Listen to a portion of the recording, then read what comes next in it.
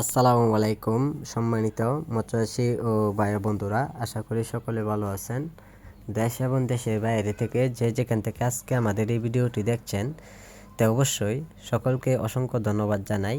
আজকে বিশেষ করে আপনাদের মাঝে নিয়ে আসলাম অরিজিনাল নদীর অথবা খাল বিলে যে মাছগুলো পাওয়া যায়, তো বেশিরভাগ গুলশা মাছ, তা আমাদের কাছেও পাওয়া যাচ্ছে অরিজিনাল গুলশা মাছের পোনা।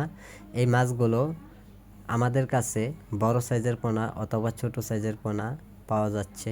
এইগুলো মাছের রেণু ও দানি যে কোনো সাইজের পোনা আমাদের কাছে পাওয়া যায়।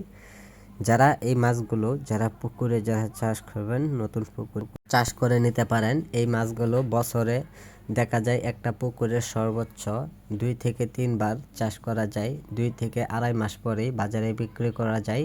যারা বড় সাইজের পোনা চাষ করবেন, তা দেখবেন সময়ের পর্যাপ্ত পরিমাণ খুবই কম লাগবে।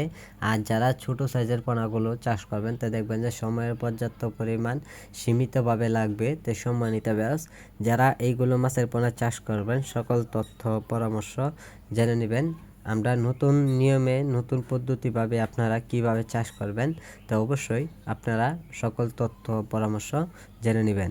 সম্মানিত ব্যাস, এইগুলো মাছের পোনার জন্য আপনারা সরাসরি আমাদের কাছ থেকে কী ধরনের খাবারগুলি খাওয়াবেন, তো অবশ্যই জেনে নেবেন। তাই সম্মানিত ব্যাস, এইগুলো মাছের পোনা যদি আপনারা মিশ্র চাষ করেন, তো অবশ্যই আপনারা মিশ্র চাষ করে নিতে পারেন। মিশ্র চাষে কিন্তু ব্যাপক পরিমাণ লাভ করা যায়।